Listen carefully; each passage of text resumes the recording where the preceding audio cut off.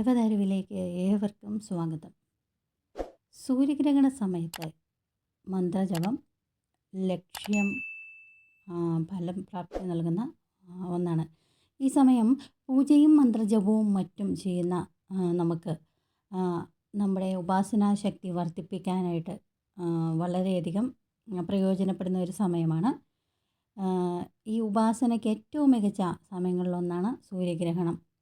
ഈ ദിവസം പൂർണ്ണമായും ജപത്തിനും ധ്യാനത്തിനുമായിട്ട് മാറ്റിവയ്ക്കുന്നത് ഏറെ ഉത്തമമാണ്.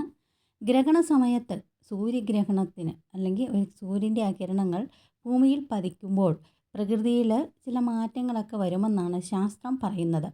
ഈ മാറ്റങ്ങൾ ജ്യോതിഷപരമായും ഓരോ ഫലങ്ങൾ സൃഷ്ടിക്കും.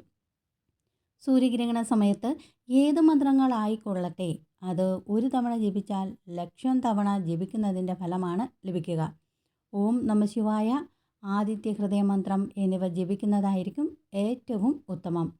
ഗ്രഹണം ആരംഭിക്കുന്നതിന് 1 മണിക്കൂർ മുൻപ് ആരംഭിച്ച ഗ്രഹണത്തിനു ശേഷം 1 മണിക്കൂർ വരെ മന്ത്രജപം നമുക്ക് തുടരാം. കുളിച്ച് ദേഹശുദ്ധി വരുത്തി വേണം ജപം ആരംഭിക്കാൻ. 108 തവണയോ അല്ലെങ്കിൽ 1008 തവണയോ ഈ മന്ത്രങ്ങൾ ജപിക്കുന്നത് വളരെ ഉത്തമമാണ്. ഇതിന് ഒരു പ്രധാന കാരണമുണ്ട്. ഏത് മന്ത്രമാണെങ്കിലും അത് ജപിക്കുന്നതിന് കൃത്യമായ ഒരു കണക്കുണ്ടല്ലോ. അവയ്ക്ക് അനുസൃതമായി തന്നെ ജപിക്കുക, എങ്കിലേ പൂർണ്ണമായ ഫലം ലഭിക്കൂ. വീട്ടിലെ പൂജാമുറി അല്ലെങ്കിൽ മനസ്സിനെ ഏകാഗ്രമാക്കാൻ കഴിയുന്ന ഏത് സ്ഥലത്തും നമുക്ക് മന്ത്രജപത്തിനായി തിരഞ്ഞെടുക്കാം. മന്ത്രജപ സമയത്ത് മനസ്സ് ആരാധനാമൂർത്തിയിൽ മാത്രമായിരിക്കണം. ഗ്രഹണ സമയത്ത് സൂര്യനിൽ നിന്നും വരുന്ന കിരണങ്ങൾക്ക് സാധാരണയിലും ഇരട്ടി ശക്തിയായിരിക്കും ഉണ്ടാവുക. മനുഷ്യ ശരീരത്തിന് ഭീഷണിയായ സൂക്ഷ്മരശ്മികളും അതിൻ്റെ അളവും പതിവിലും കൂടുതലായിരിക്കും ഈ സമയത്ത്. ഇതിനാലാണ് ഗ്രഹണം കഴിഞ്ഞ് കുളിച്ച ശേഷം മാത്രമേ ഭക്ഷണം കഴിക്കണമെന്ന് നിർദ്ദേശിക്കുന്നത്. ഗ്രഹണ സമയത്ത് ക്ഷേത്രങ്ങൾ തുറക്കാത്തതിന് കാരണം ഇതാണ്. ശ്രീകോവിലിലെ പ്രതിഷ്ഠാ ചൈതന്യം ഇല്ലാതാക്കുന്നതിനു വരെ ശക്തിയുള്ളവയാണ് ആ സമയത്തെ സൂര്യരശ്മികൾ.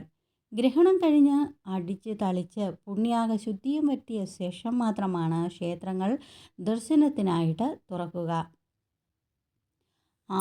അന്നേ ദിവസം ഗ്രഹണ സമയത്ത് പാകം ചെയ്യുന്ന ആഹാരം വിഷമായിരിക്കുമെന്നാണ് ജ്യോതിഷത്തിൽ പറയുന്നത്. അതിൽ വിഷമയം ഉണ്ടാകുമെന്നാണ്. ഗർഭിണികൾ, കുട്ടികൾ, പ്രായം ചെന്നവർ എന്നിവർ ഈ സമയത്ത് വളരെയധികം സൂക്ഷിക്കണം. നേരിട്ട് സൂര്യരശ്മികൾ കണ്ണിൽ പതിക്കുന്നത് നിർബന്ധമായും ഒഴിവാക്കണം. സൂര്യപ്രീതിക്കായി ഗായത്രി മന്ത്രവും സൂര്യസ്തോത്രവും ആദിത്യ ഹൃദയ മന്ത്രവും ഒക്കെ നമുക്കന്ന് ദിവസം ചൊല്ലാം. അല്ലെങ്കിൽ ഓം നമോ നാരായണായ, ഓം നമഃ ശിവായ എന്ന മന്ത്രം 108 തവണ ജപിച്ചാലും മതി. ഓം ഭൂർഭുവസ്സുഃ തത്സവിതുർവരേണ്യം ഭർഗോ ദേവസ്യ ധീമഹി ധിയോ യോ ന പ്രചോദയാത് എന്ന മന്ത്രം മനസ്സിനെ നമ്മൾ ത്രാണനം ചെയ്യുക എന്നതാണ് അർത്ഥം. എല്ലാ മന്ത്രങ്ങളുടെയും മാതാവാണ് ഗായത്രി മന്ത്രം അല്ലേ? ലോകം മുഴുവൻ പ്രകാശം പരത്തുന്ന സൂര്യൻ അതുപോലെ നമ്മുടെ ബുദ്ധിയെയും പ്രകാശിപ്പിക്കട്ടെ എന്നാണ് ഈ മന്ത്രത്തിൻ്റെ സാരാംശം.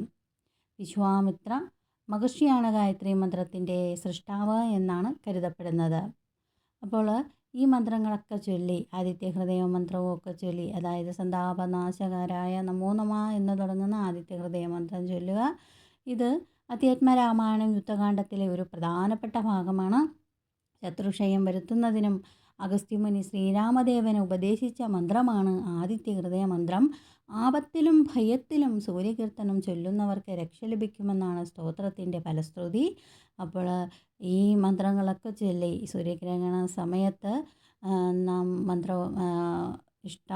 ഉപാസനമൂർത്തിയെ പൂജിച്ച് ഒരു കോടി പുണ്യം ലഭിക്കും.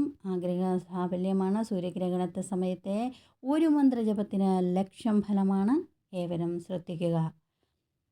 ഈ വീഡിയോ ഇഷ്ടമായി എന്ന് കരുതുന്നു. വീഡിയോ ഇഷ്ടമായെങ്കിൽ ലൈക്ക് ചെയ്യുക, ഷെയർ ചെയ്യുക, സബ്സ്ക്രൈബ് ചെയ്യുക.